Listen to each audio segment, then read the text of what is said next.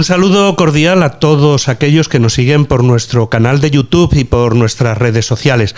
Hoy nos encontramos con alguien que podríamos definir como escritor, biógrafo, agiógrafo, no lo sé. Podemos ir viéndolo, yo creo que a lo largo de este encuentro, y la verdad es que con nosotros quien se encuentra es Javier Manso. Bienvenido, Javier. Muchas gracias. Muchas gracias. Nos encontramos en un espacio de encuentro para que tú te sitúes con nuestros seguidores en las redes sociales. Y bueno, pues en ellos intentamos conocer un poquito más a nuestros autores y también sus obras. Hemos pillado la oportunidad, por así decir, que tú has, por así decir, ampliado y eso, uno de tus libros, que es Levantar la mirada, sí, una biografía de Carlo Acutis, y acabas de sacar también Santiago Apóstol, el hijo del trueno. Además, ya de hace algunos años que tuvimos el placer y el gusto de estar juntos, tienes también otra biografía que es San Benito, el hombre que vivió consigo mismo. Y bueno, me vas a permitir, si quieres, pues que haga una pequeña presentación tuya, de tal manera que, bueno, pues nuestros seguidores puedan conocer un poquito tu trayectoria, ¿vale? Si no me equivoco, por lo que he investigado por ahí, eres licenciado en Filología Hispánica, sí, especialista en literatura española, correcto, y durante, yo creo que toda tu vida, bueno, no sé si en la infancia, eso lo podremos ver después, si quieres, has estado dedicado de una u otra manera al mundo del libro. Y yo creo que prácticamente en todas sus variantes, sí, desde editor a escritor a difusor, yo creo que... Y hasta lector. Y hasta lector.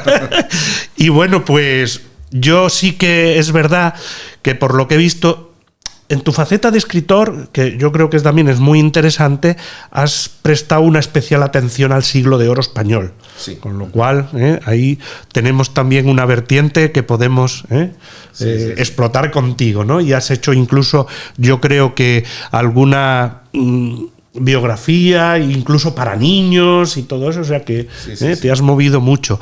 Y bueno, pues como hemos dicho, con San Pablo, pues has escrito estas 3 obras, que bueno, durante nuestra conversación, si quieres, pues hablaremos también acerca de ella.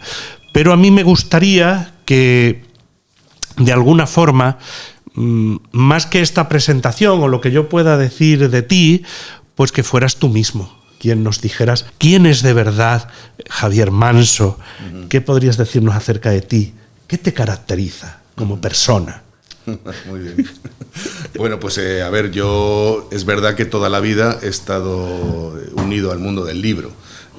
Ya desde pequeño, que asalté una biblioteca de Emilio Salgari que había por mi casa, ¿no?, de mi hermano mayor, y me la leí compulsivamente, y a partir de ahí pues decidí que quería ser escritor, o al menos estar relacionado con los libros durante toda mi vida, y así ha sido, ¿no? Estudié Filología Hispánica, soy especialista en literatura, y bueno, y he trabajado luego pues en el sector editorial pues toda mi vida, y hasta hoy sigo haciéndolo, ¿no?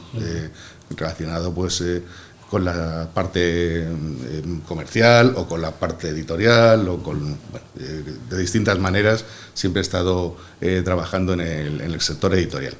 Y bueno, al final ya de mi trayectoria vital, pues conseguí también empezar a escribir libros. La verdad es que soy un escritor tardío, porque hasta el año, creo que fue el año 17 o 18, no fue cuando empecé a publicar mis primeros libros.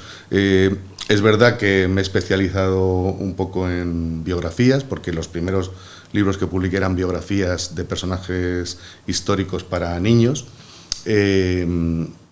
sobre todo del siglo de oro, el Greco, Isabel la Católica, Cervantes, y luego pues a partir de ahí ya di el salto a seguir haciendo alguna otra biografía para adultos como la de Juana I de Castilla, por ejemplo, o las de San Pablo, que empecé también con San Benito, como antes nos has comentado, y luego pues recientemente tengo Santiago Apóstol y Levantar la mirada.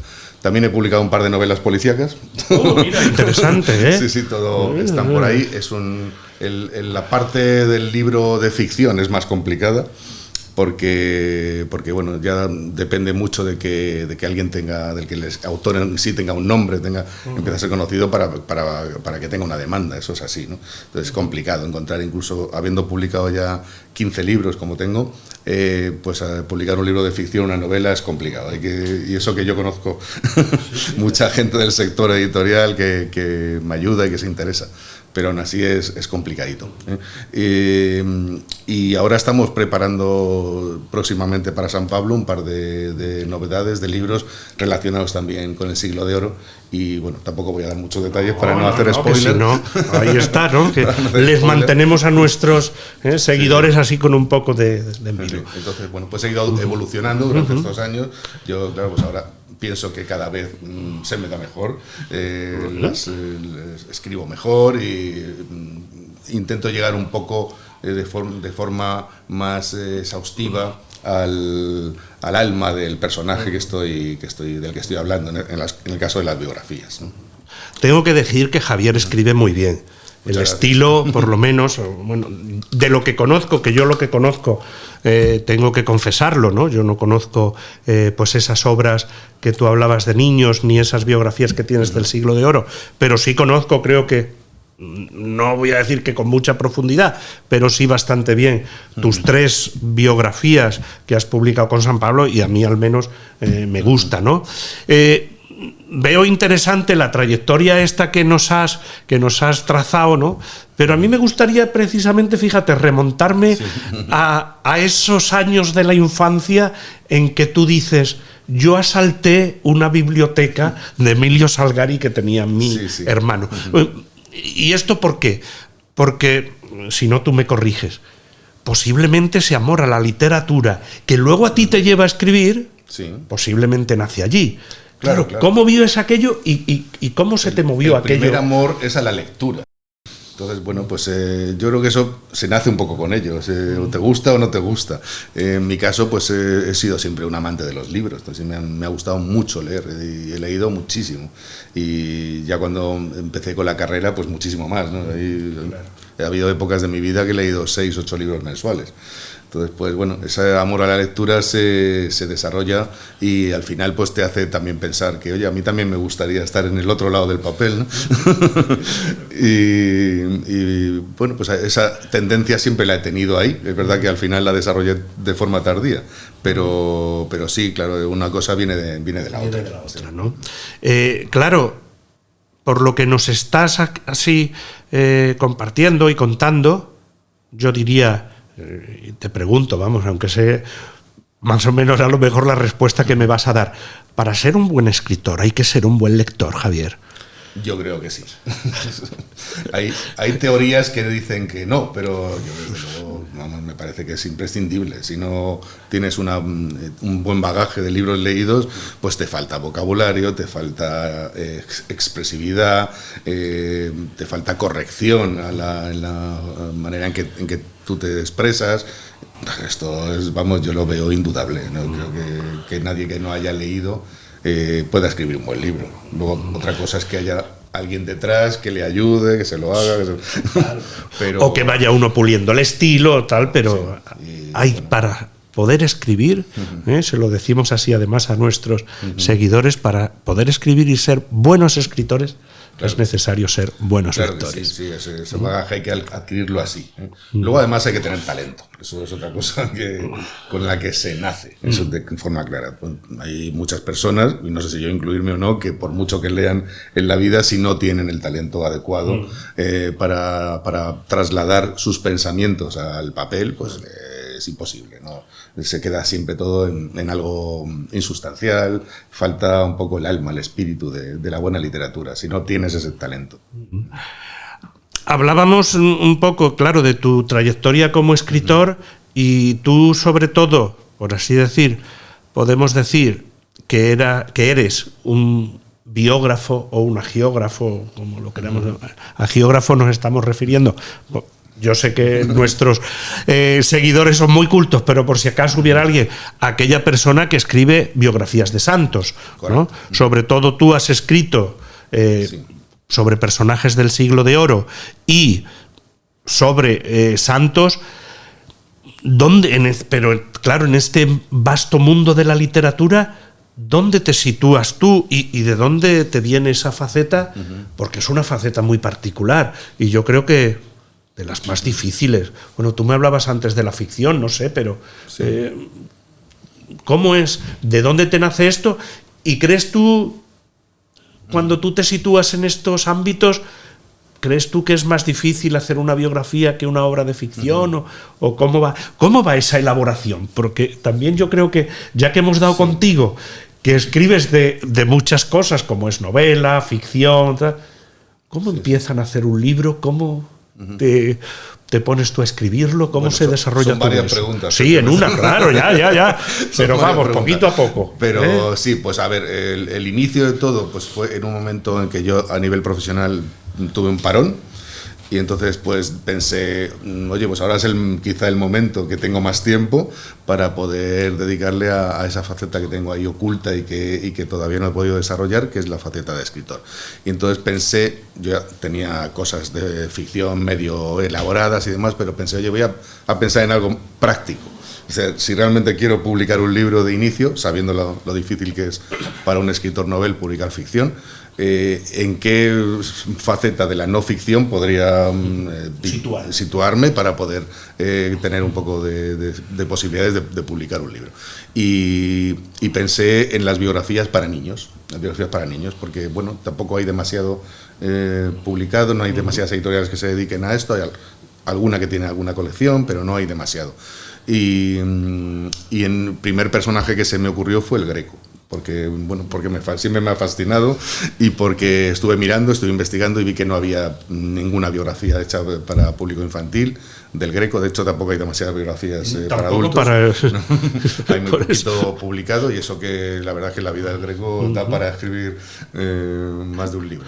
Y por ahí empecé a investigar sobre el Greco y a recopilar toda la información, a documentarme todo lo posible, y a partir de ahí pues desarrollé una biografía lineal para niños. Luego resulta que lo empecé a enviar a editoriales y claro, la editorial que me contestó me dijo, oye, nos gusta mucho la idea, pero es que este formato no es el adecuado para nosotros.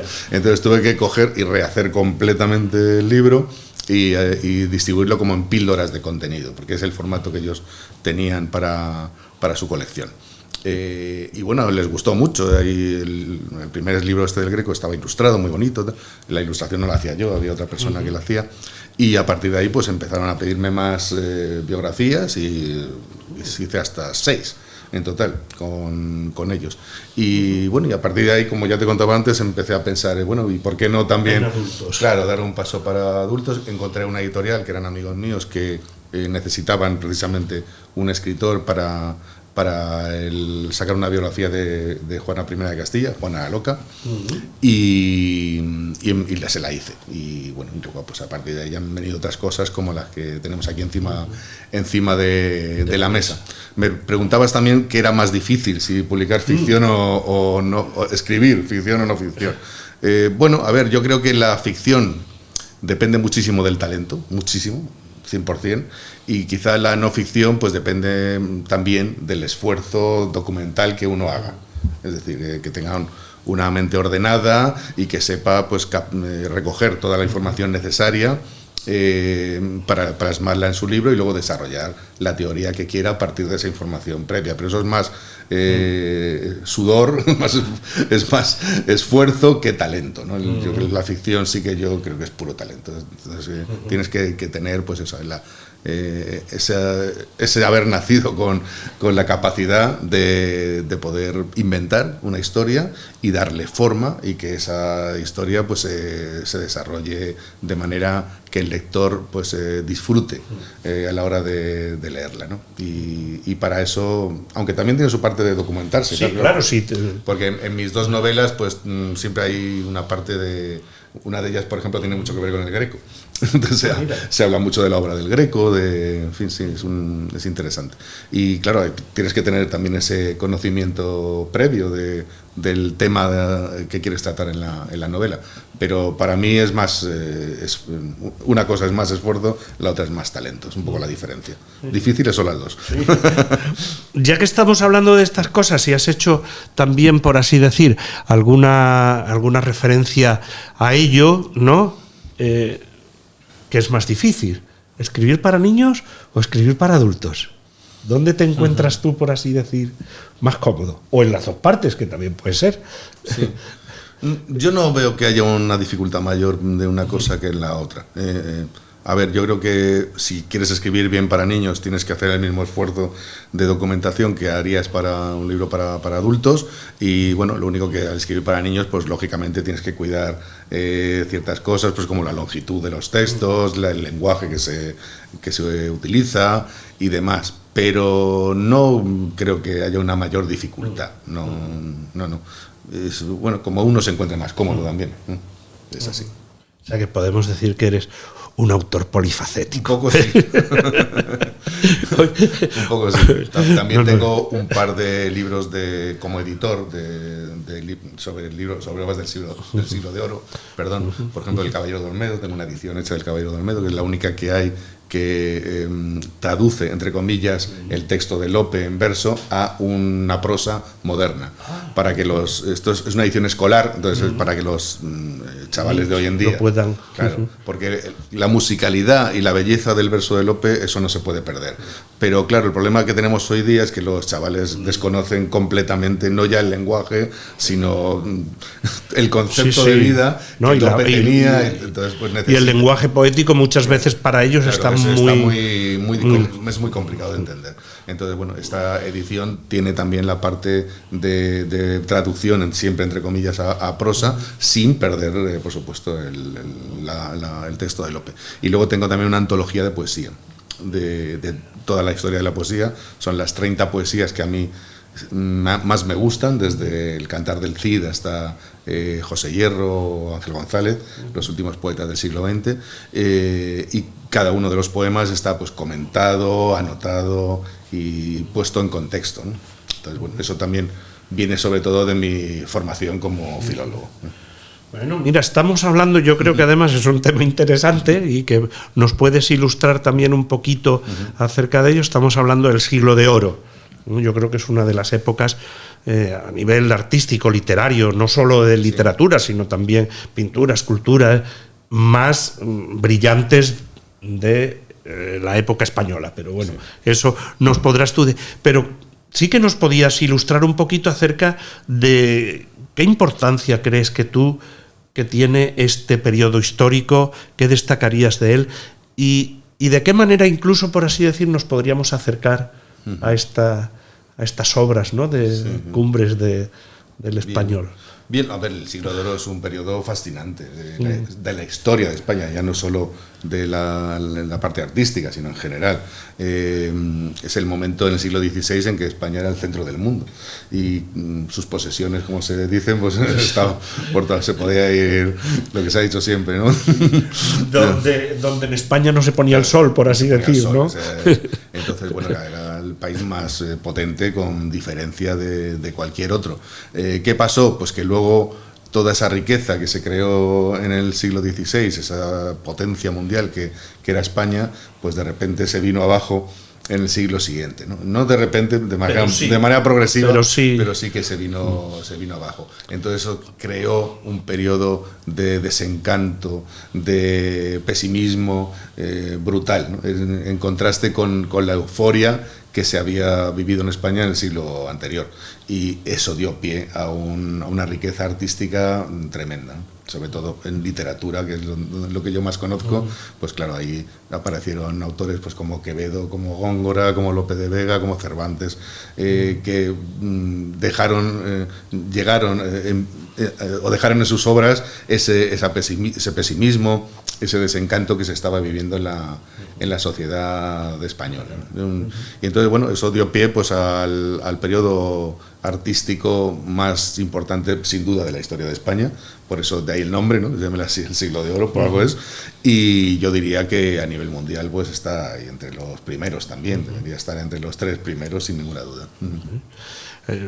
A mí me parece, bueno, yo me pegaría aquí hablando contigo acerca de esto, pues horas y horas, ¿no? Porque me parece además una cosa interesantísima, ¿no? Y claro, hablabas, uniendo esto con lo anterior que planteabas de los niños y los jóvenes y tal, claro, yo creo que incluso es mucho más difícil acercar, por ejemplo, este periodo histórico a unos niños, a unos jóvenes, que no a un adulto. Sí. Y claro, a mí me surge rápida la pregunta: ¿de dónde le viene a este señor el haber dicho no? Es que voy a escribir sobre el siglo de oro, por muy especialista que fueras, ¿no? Durante la carrera o tal, claro, para niños o para jóvenes. Sí. Bueno, a ver, es verdad que las biografías para niños se centran más en el personaje, no tanto en la época, histórico, en el periodo histórico. Mientras que en la biografía que tengo de Juana I de Castilla hay una parte inicial donde se hace un compendio de cuál era el momento histórico, tanto en España como en el resto de Europa, y de dónde viene, o sea, qué había pasado antes para poder llegar a la situación en que vivió Juana. Sin embargo, en las biografías para niños tienes que ser mucho más directo, más concreto, más escueto, y entonces, pues, bueno, se centra más en el personaje. Yo creo que además al niño lo que más le interesa es el personaje, no tanto en el contexto en el que vivió, sino pues cómo alguien de la calle puede llegar a convertirse en uno de los personajes pues históricos más importantes de España en este caso, o de la parte artística que se esté tratando. ¿Cómo es posible? O sea, ¿qué pasó? Eso es lo que al niño más le interesa, ¿no? Porque se ve también un poco reflejado. O sea, esa parte inicial de las biografías, donde se habla de la niñez, de cómo empezó, pues es donde el niño se ve reflejado, ¿no? Diciendo, pues yo también. ¿Por qué no? Claro, es un poco lo que pasa con Carlo Acuti, ¿no? Que hay muchísimos jóvenes ahora mismo que le están siguiendo porque se ven reflejados en él, ¿no? Es un chico que hizo lo que hizo muriendo con 15 años.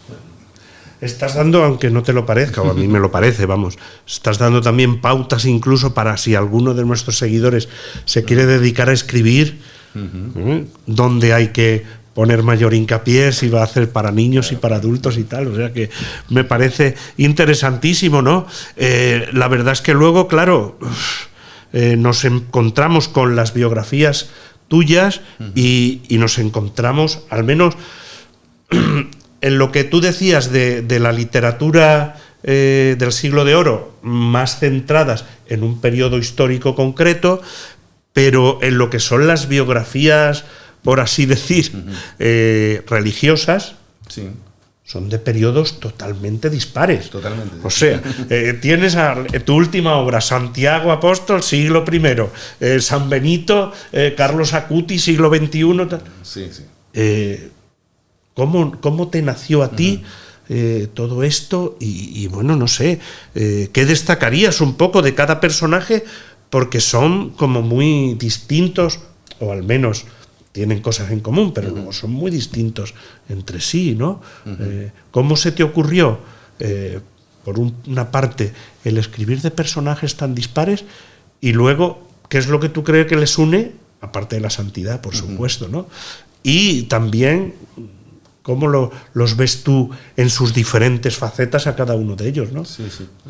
Bueno, esto fue un poco a medias entre la editorial y lo que yo tenía pensado, lo que tenía entre manos. Sí, entonces, pues hace ya mucho tiempo contactamos con la anterior directora editorial que tenía San Pablo, le presenté un poco la obra que yo tenía escrita hasta entonces, las biografías para niños y otras cosas que ya tenía publicadas, y me dijo que le gustaba mucho cómo yo escribía y demás, y bueno, el primer libro, el de San Benito, pues fue un encargo de la editorial. O sea, ella me dijo, tenemos estos personajes o estos santos de esta colección de vidas de santos, de retratos de bolsillo, que queremos desarrollar y bueno, pues entre lo que tenemos ahora mismo en mente, yo creo que el personaje que más podía, o el santo que más podía encajar en tu forma de describir sería San Benito de Nursia. Y fue así, fue un encargo, fue un encargo. Luego ya, pues, bueno, pasó bastante tiempo hasta que surgió el tema de Carlo Acutis, que esto pues fue ya hablando con el actual director editorial, con Rafael, que hablando con él, no recuerdo si fue una feria del libro o lo que sea, pues me dijo, oye, pues ¿podrías hacernos más libros? Y dije, sí, pues hay personajes, y le dije yo, por ejemplo, como Carlo Acutis, que ahora mismo... ¿Pero pues, ya tenías algo preparado o fue algo que...? Bueno, es un personaje que me interesaba muchísimo. Y entonces, en aquella conversación, pues sí que surgió el nombre. Entonces no había nada publicado en español, nada. Ahora ya sí, hay bastantes cosas, incluso libros que ha sacado su propia madre, ¿no? Y en esta misma editorial. Pero en aquel entonces no. Y le pareció buena idea y empezamos a desarrollar el proyecto de Carlo Acutis. Y lo de Santiago pues volvió a ser otro encargo más dentro de la colección, ¿no? De la forma similar como pasó con San Benito. Sí. Claro, yo tenía un conocimiento, como todo el mundo tiene, de estos santos, ¿no? De San Benito, de Santiago Apóstol, pero claro, para escribir el libro me tuve que documentar en profundidad.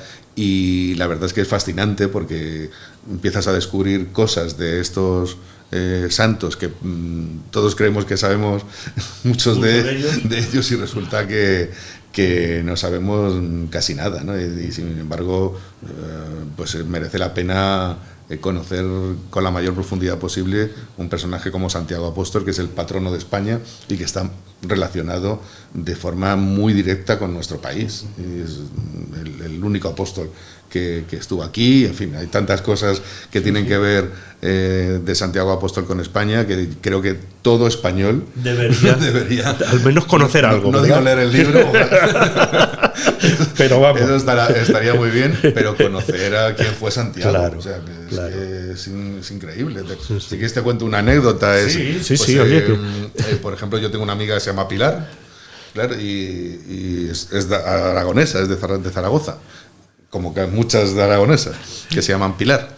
Y entonces yo un día le digo, pero ¿tú sabes de dónde viene tu nombre, Pilar? Sí. Y no lo sabía. Claro, y es que mucha gente que incluso se llama Pilar no lo sabía. Claro, entonces le dije, pues, viene de Santiago Apóstol. Santiago, en su camino por España, pues en un momento dado pasó una noche a orillas del río Ebro, y por la noche se le apareció la Virgen María, que todavía estaba en vida, y se le apareció encima de una columna, de un pilar, una pilastra. Y cuando amaneció, todavía seguía allí la columna. Y entonces, pues, a partir de ahí, pues nació todo el rito de la Virgen del Pilar, ¿no? Y ahí mismo, en el lugar de la aparición, se fundó la basílica. Donde está la basílica, claro. Pues eso no lo sabe casi nadie. Mucha gente. Mucha gente. Sí. Entonces, pues es un poco sorprendente, ¿no? Que no se sepan esas cosas. O tantísima gente que hace el Camino de Santiago y no sabe quién fue Santiago. Exacto.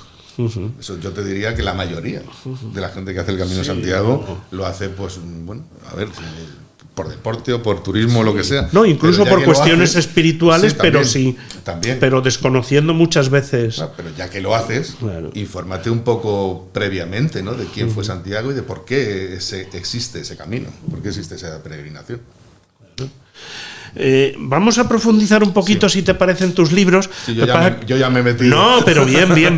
Antes de tiempo. Perfecto, ¿no? Pero a mí me gustaría más bien que fuéramos por así decir, de manera cronológica, no de los personajes, sino posiblemente de cuándo los has ido publicando, ¿no? Porque el primero fue San Benito, el hombre que vivió consigo mismo. Y claro, tú me decías, no, mira, esto fue un libro de encargo. Sí. No es que yo... Pero a mí sí que me gustaría saber, por así decir, porque creo que resulta muy interesante, que a pesar de que fuera un libro de encargo, cuando tú decidiste acercarte y acercarnos a nosotros, ¿no? a la persona que prácticamente diseñó y forjó una nueva forma de vida, claro. Pero no solo a nivel monacal, sino yo creo que a nivel incluso social, y de los, ¿no? Sí, claro, es el patrono de Europa.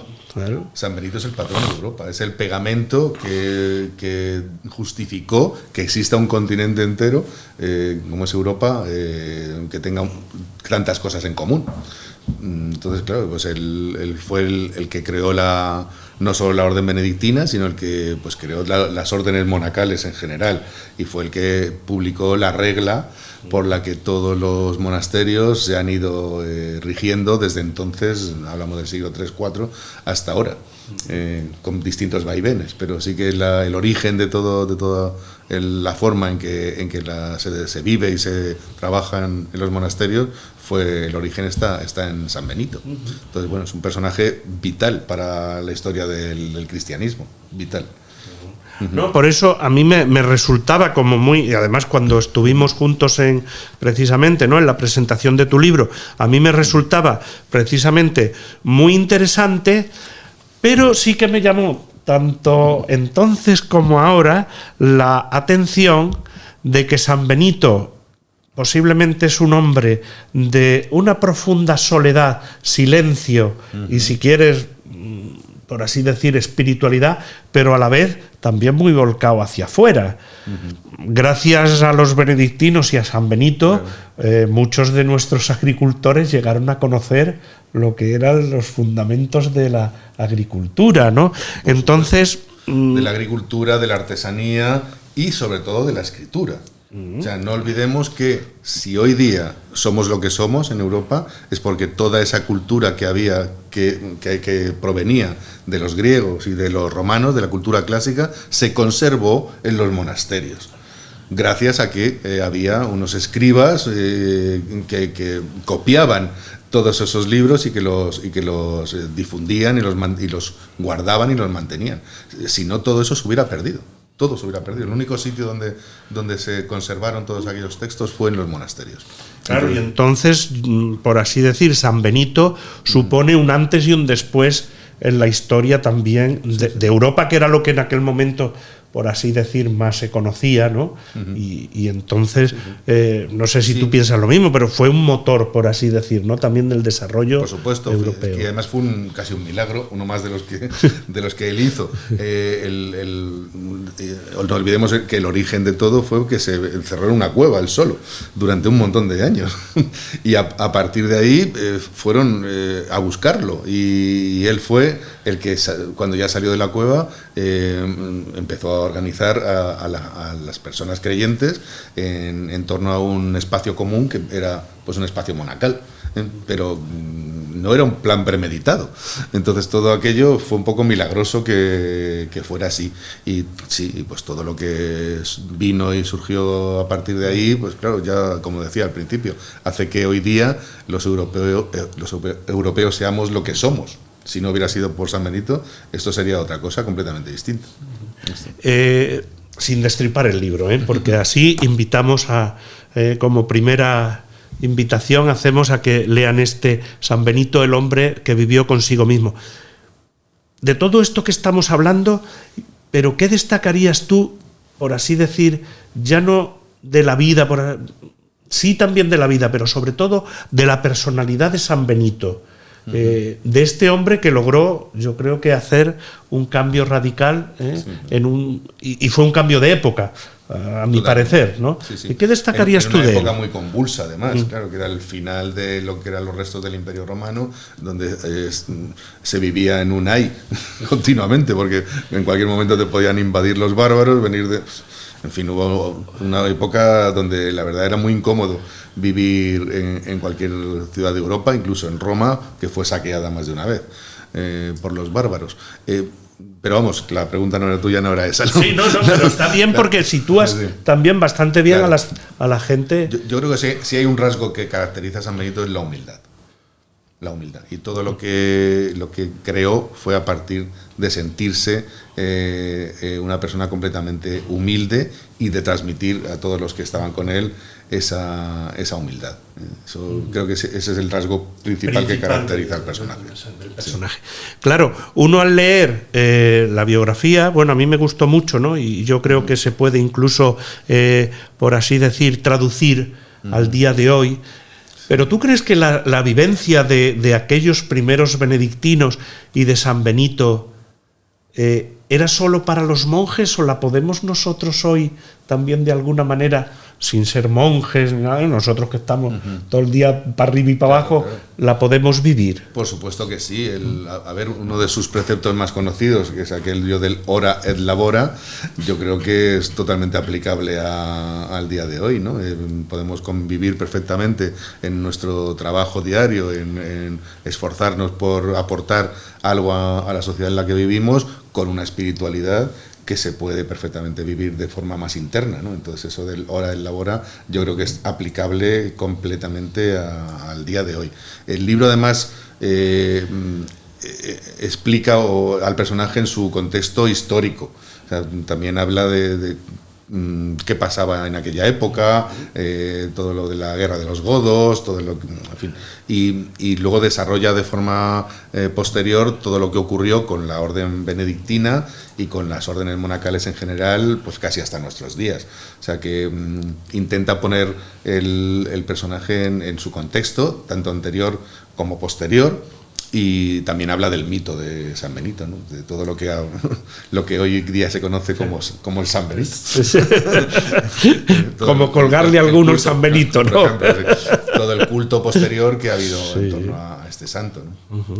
Que es uno de los más importantes, no lo olvidemos, en la historia de la cristiandad. No, me resulta interesante porque va situando un poquito, yo creo que a aquellos que nos puedan estar escuchando, que nos puedan estar viendo, acerca de los personajes que tú vas tratando en tus libros, y entonces me resulta interesante que hagas estas ampliaciones o esto tal, de tal manera que, hombre, los puedas situar. Y así les invitamos y les damos así como la cosilla para que vayan a leerlo. Sí. Este libro, la verdad es que todo el mundo que se lo ha leído y me lo ha dicho, le ha encantado. O sea, porque es muy ameno. Se lee de forma muy amena y se aprende muchísimo a la vez que estás avanzando en él. Entonces, pues yo sinceramente lo recomiendo, pero sobre todo por lo que decía antes, de que es un personaje que todo el mundo también debería conocer. Es el patrono de Europa, igual que Santiago es el patrono de España, pues el patrono de Europa yo creo que todos los europeos tendrían que conocer por lo menos cómo fue su vida y por qué el porqué de su importancia en la historia, no solo del cristianismo, sino la historia en general, porque es verdad que lo que él hizo pues cambió la forma de vivir y de ser de todos los europeos. Yo no sé si una de tus obras la podemos denominar bestseller o no, pero a mí sí que me parece que, y vamos a pasar a tu segundo libro, a mí me parece que un libro que consigue 5 ediciones ya es un gran logro. Vamos. Son 5 reimpresiones de la primera edición y una sexta que sería la nueva edición. Que es la nueva, ¿no? Que es la que yo tengo en mis manos, que tú además has revisado muchas cosas y has ampliado precisamente, ¿no? Entonces, a mí sí que me gustaría, ¿no?, que nos hablaras un poquito pues de este personaje, ¿no?, que es Carlo Acuti, tu biografía que se llama Levantar la mirada. Por algo se llama así, claro. Pero igual lo puedes explicar un poquito sin destripar el libro, ¿no? Y que nos explicaras un poquito cómo ha sido todo ese proceso, qué características tiene Carlos Acuti. Bueno, lo que has hecho con el de San Benito, que lo hicieras un poquito con Levantar la mirada. Pues claro, a ver, son personajes muy distintos, con muchísimos siglos de diferencia en la época en que vivió uno y otro, pero al final pues los dos son santos de la Iglesia Católica, ¿no? Por uno u otro motivo. También han hecho los dos sus milagros que le han hecho merecedores de la santidad. Esta nueva edición era imprescindible hacerla, porque la primera la sacamos cuando le acababan de beatificar.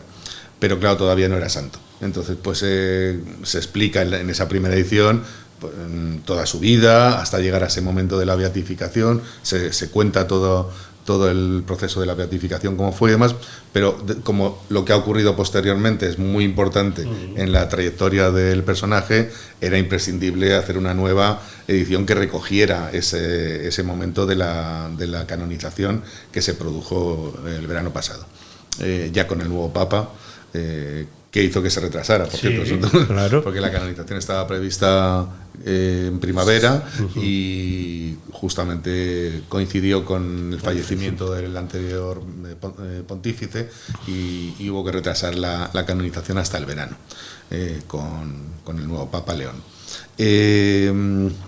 A ver, pues lo de levantar la mirada, por ejemplo, ¿no? Claro, sí, no, levantar la mirada es alguna de las frases que él dejó para la posteridad, porque Carlo, pues bueno, él escribía, incluso tenía su propio diario, escribía, y luego, claro, pues con toda la actividad que desarrolló en Internet, que es por lo que se ha dado más a conocer, de hecho, pues está propuesto para ser el patrono de Internet, no lo es todavía, pero se ha propuesto y yo creo que terminará siéndolo, pues dejó muchas frases para la posteridad, todo aquello que, bueno, pues el que haya seguido un poquito lo que es Carlo Acutis conocerá, pues como lo de la autopista hacia el cielo y demás.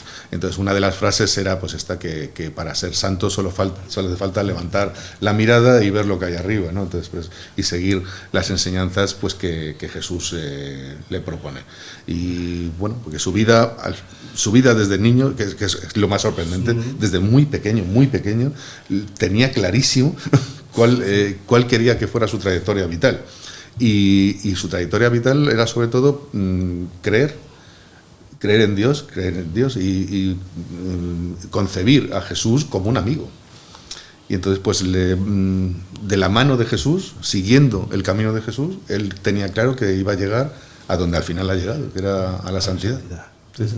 Pero eso desde muy pequeño, ya con 4 añitos, pasaba por la puerta de una iglesia de la mano de su madre y tiraba de ella para entrar a rezar. Es sorprendente, la verdad. Claro, bueno, está claro que algo tenía en su interior distinto al común de los mortales. Lo mismo que hemos hecho con Benito de Nursia, ¿no? Que tú me decías, el rasgo más característico de San Benito yo creo que es la humildad. ¿Cuál crees tú que es el rasgo más característico de Carlo Acutis? Bueno, tenía todas aparte de toda esta cuestión de que bueno que ha sido un millennials, ¿no? Como sí, ahora se dice, ¿no? Sí, tenía muchas virtudes, la verdad, que eran en toda su vida. Yo creo que no cometió un pecado, no hizo nada que no debiera hacer. Pero si algo lo caracteriza, sin duda, es la fe. La fe. Creo que bueno, la fe sin medida, desde muy pequeño, desde el primer momento, el amor a la Eucaristía, que es lo que más desarrolló en todo momento, creando la famosa exposición de milagros eucarísticos, que sigue dando todavía vueltas por ahí por todo el mundo, pero todo es a partir de la fe que él tenía en Jesús y en Dios. Bueno, si buscamos el rasgo característico. Sí, ¿no? Por eso. Y vamos un poquito, ¿no? Y luego lo mismo que con San Benito, ¿no? Por decir, a pesar de que la mayoría de nosotros hemos vivido en la misma época de Carlo Acutis, pero no deja también de ser un periodo, no sé, muy parecido también al de San Benito, en otro contexto, si quieres, en otro momento histórico, ¿no? Donde también él tiene que enfrentarse, ¿no? Sí. a una realidad. Bueno, vivimos con cierta incertidumbre en nuestros días, no comparable al siglo IV. Aquello fue tremendo. Pero sí que es verdad que vivimos en esa incertidumbre y que se nos ha abierto además un canal de comunicación que ha cambiado el mundo en los últimos años, que es Internet. Yo creo que nadie de los que vivimos en la época actual podemos concebir la vida sin Internet. Entonces, claro, eso ha cambiado completamente el mundo. Y Carlo, pues ha sido el primer santo nacido o fallecido, mejor, en el siglo XXI, que ha utilizado ese canal para bueno, pues hacer una labor apostólica y para dar a conocer, para difundir el mensaje de Dios. Sobre todo lo que más le interesaba a él es el milagro de la Eucaristía, lo que supone la Eucaristía y que también un poco pues a lo mejor se ha banalizado en los últimos años y tal, ¿no? Claro, es algo tan importante como que estamos consumiendo el cuerpo de Cristo y estamos introduciendo en nuestro propio cuerpo el cuerpo de Cristo de verdad, es lo que él decía, o sea, no es una galleta, no, es el cuerpo de Cristo, y eso es un milagro que ocurre cada día en cada iglesia del mundo varias veces, y no damos la importancia que tiene a un hecho como ese, y él sí se la daba. Entonces, claro, para hacer ver a los demás, que él no entendía por qué, claro. por qué los demás no lo veían tan claro como él lo veía, ¿no? Entonces, ideó la forma de transmitir ese mensaje a todo el mundo, y qué mejor canal para llegar a todo el mundo hoy día que Internet. Entonces, pues fue, claro, muy joven. Recordemos que murió con 15 años. Con 15 años, y con esa edad pues ya había montado varias exposiciones, entre ellas la de Milagros Eucarísticos, que había dado a conocer a través de Internet, y había conseguido toda la información que necesitó para montar esa exposición a través de Internet. Pero todo esto con menos de 15 años. Por tanto, hombre, invitamos a nuestros seguidores, ¿no?, a que, bueno, se acerquen a esta biografía del apóstol de los millennials, que se llama Levantar la mirada, y que, bueno, Javier, el estilo, yo siempre digo, es muy periodístico, muy narrativo, sí. Entonces... En este libro especialmente, ¿sabes? Claro, porque la fuente de documentación de todo lo que ha ocurrido con Carlo Acutis está también en Internet. Claro. Es que, bueno, ahora ya se han publicado distintos libros, ya digo, como incluso alguno publicado por su propia madre, que se ha encargado de difundir mucho el mensaje de su hijo, y hay muchísimas cosas ya publicadas. Cuando yo empecé a escribirlo había muy poco, pero donde está realmente el meollo, donde está la información es en Internet. Claro.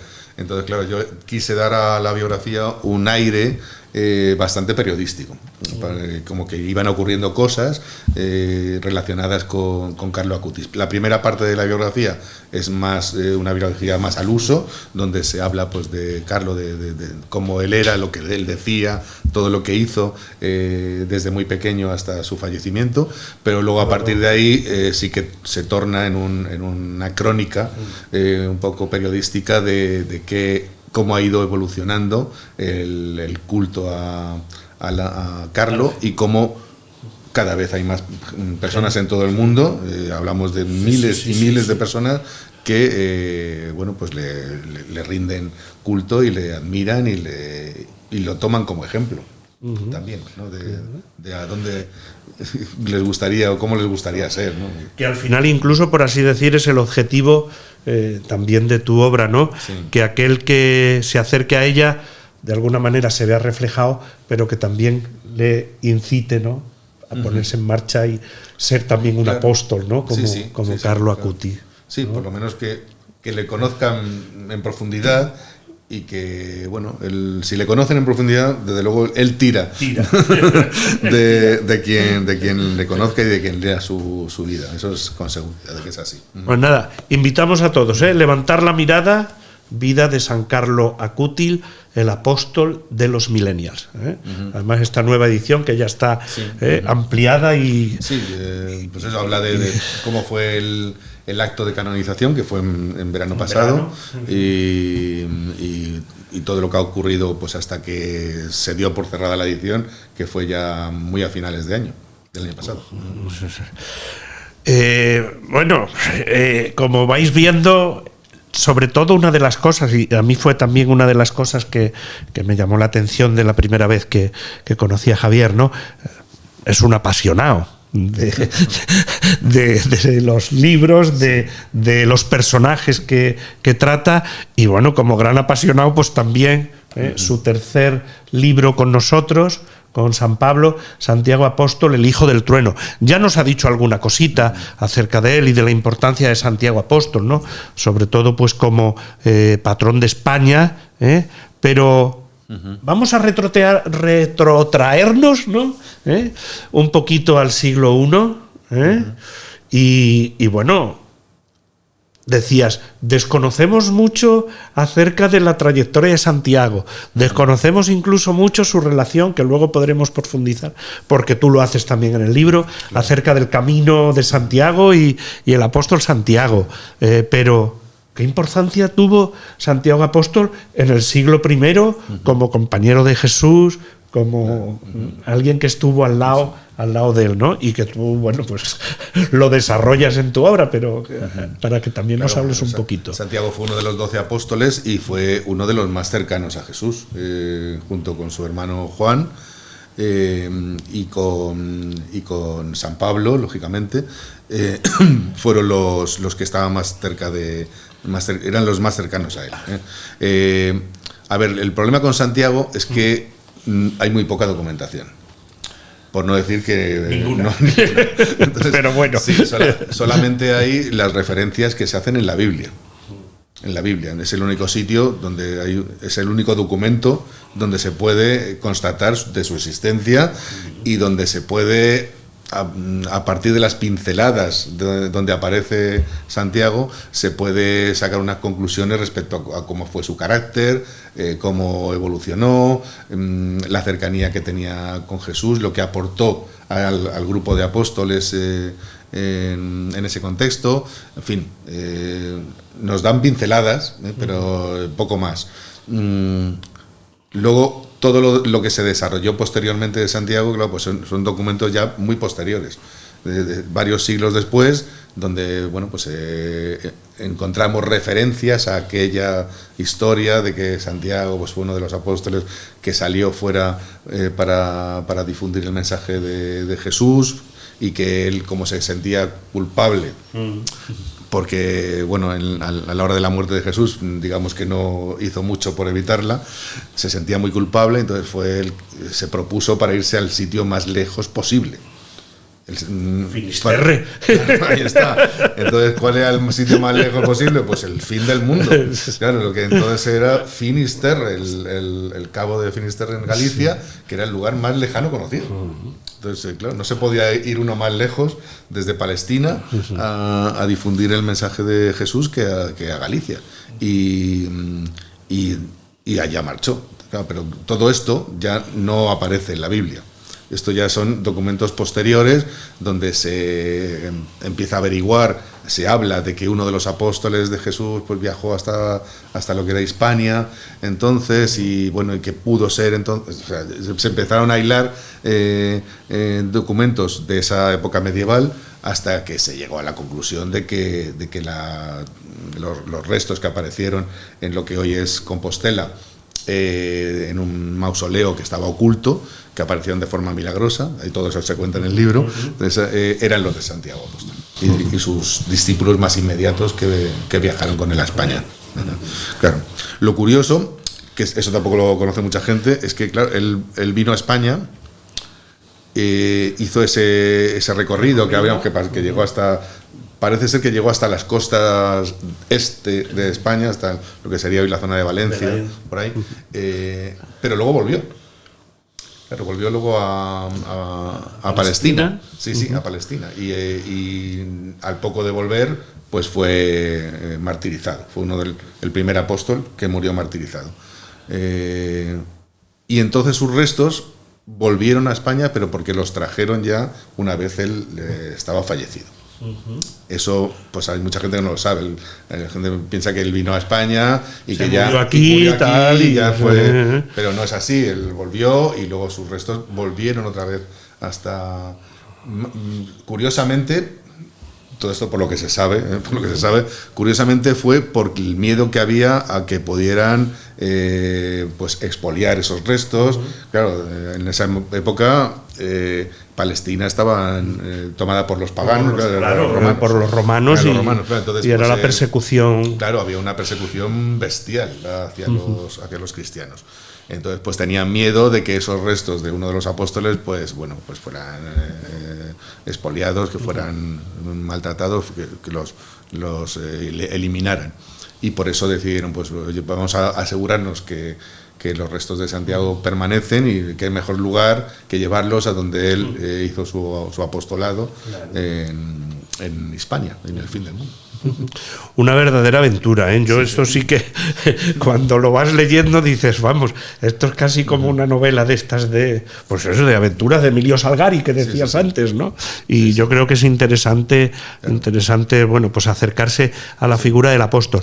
Una cosa que me ha llamado... Muchas cosas del cristianismo hoy día vienen de toda esa aventura tremenda, ¿no? Por ejemplo, en el viaje de vuelta a España, ya con el apóstol fallecido, pues claro, lo llevaban en una caja, en un ataúd.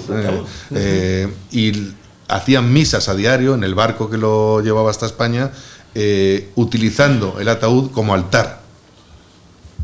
Y esto, claro, posteriormente ha pasado a la tradición, a la historia cristiana, y a la tradición cristiana, donde los restos de los santos están en el altar. Esto es una de las muchas cosas. Sí. Más es cierto que en cada altar suele haber una reliquia, precisamente cuando se consagra. Correcto. O sea que viene de aquí, algo que posiblemente muchos de nosotros desconocemos, ¿no? Y a mí otra de las cosas que también me ha llamado la atención de tu biografía del apóstol Santiago ha sido la relación que haces, por así decir, entre el Camino de Santiago y el apóstol Santiago, ¿no? Claro. Y yo creo que esto también es importante por lo que antes decías, ¿no? Mucha gente puede venir por distintas maneras, circunstancias, objetivos a hacer el Camino de Santiago. Sí. Pero ¿qué destacarías tú del Camino de Santiago uniéndolo? Porque claro, yo creo que no es solo que también un camino de esfuerzo físico, sino que es un camino de transformación espiritual, ¿no? Claro. ¿Y cómo situarías tú ahí al apóstol Santiago?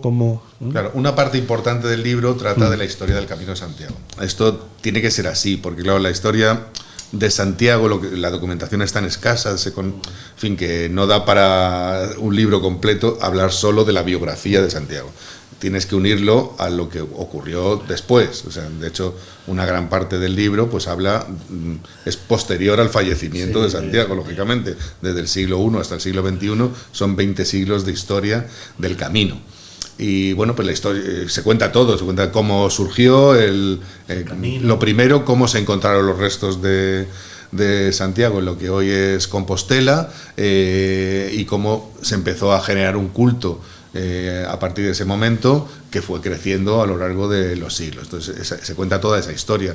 Quiénes son los personajes que más favorecieron ese peregrinaje, quiénes son los primeros peregrinos más importantes que hicieron el camino, y luego pues cómo el camino se ha ido cambiando, ha ido modificando, se ha ido siendo otra cosa hasta lo que ha llegado a ser hoy día. Ha habido momentos históricos donde prácticamente desapareció el culto al camino, y luego se ha ido retomando, y afortunadamente pues vivimos un momento de máximo esplendor.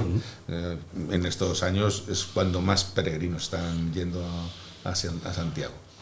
Sí, lo que hablábamos antes pues es un poco eso, ¿no? Que ya se funde las cosas. Por un lado está ese origen de por qué hacer un peregrinaje, que lógicamente tiene que ser una causa espiritual, bueno, pues a demostrar el amor hacia este santo, a pedirle que sane a alguien o que nos haga algún milagro que nos pueda beneficiar. Pero todo esto pues ya se une a lo que es el siglo el XXI en el que estamos, lo que es el turismo, el deporte, bueno, la convivencia, tal.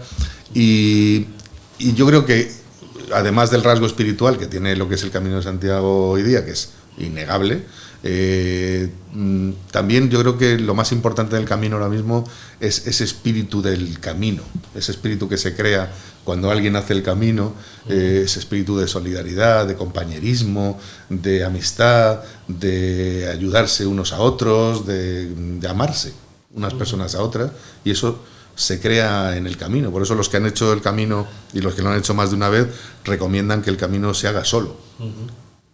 Que no se vaya en compañía, porque ya la compañía la encuentras ahí, la vas a encontrar ahí.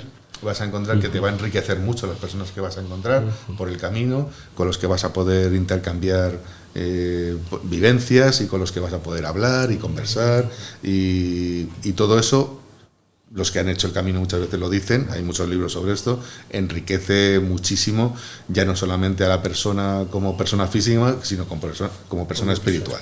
¿No? Por lo tanto, Santiago Apóstol y el Camino de Santiago yo creo que están totalmente unidos y son inseparables, ¿no? Sí, esto debiera ser así, por lo menos. Por eso yo decía antes que si alguien hace el Camino de Santiago y bueno, va a dedicar unos cuantos días de su vida a hacer ese peregrinaje, yo creo que debería al menos conocer algo, ¿no? Quién fue Santiago, un poco con detalle, y por qué está haciendo ese peregrinaje, ¿no? Porque qué es lo que originó que ese peregrinaje exista. Entonces, yo recomiendo el libro para tener ese conocimiento, que además yo creo que no hay ningún otro libro ahora mismo en el mercado en el que se pueda conocer la figura de Santiago desde su origen hasta hoy, y además unida a lo que es el camino de Santiago. Yo creo que es una de las grandes... Su historia y lo que fue el camino de Santiago. Yo creo que es una de las grandes novedades que tú nos presentas aquí. Javier, yo qué sé, no sé cuánto estamos, luego nos lo dirán los técnicos, pero yo estaría horas hablando de estas cosas porque yo qué sé, me resulta también interesante y apasionante. Un placer también para mí estar aquí hablando contigo, ¿no? Y eso, pero bueno, también sobre el tiempo... dando a conocer tus criaturas. Eso. Pero bueno, pues el tiempo es el que es, ¿no? Y tenemos que ir dando un poquito de cierre a todo eso. Pero sí me gustaría, como última cosa, que fueras tú mismo el que de alguna manera, ya que tú les conoces a estas criaturas mejor que nadie, ¿no? Pues que fueras tú mismo el que de alguna manera invitaras a nuestros seguidores pues a que leyeran alguno de tus libros.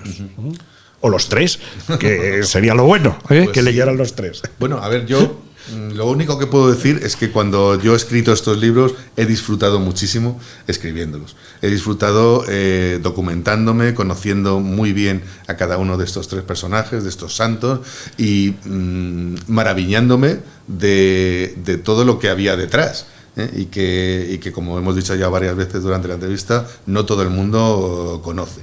Entonces, he creído transmitir ese disfrute a los textos, y por lo tanto todas las personas que se la han leído y que me lo han comentado, creo que han disfrutado igualmente de su lectura, que han aprendido cosas que les han venido muy bien y que han disfrutado leyendo, y les ha resultado ameno, les ha resultado enriquecedor. Entonces, bueno, pues todo aquel que quiera experimentar esta forma de leer tan enriquecedora, pues yo les animo a que lo hagan, y luego también, si quieren comentarme algo en mi página web, pues que me pongan un mensaje. Por cierto, nos puedes dar, si quieres, la dirección para que aquellos que... es www.javiermanso.com.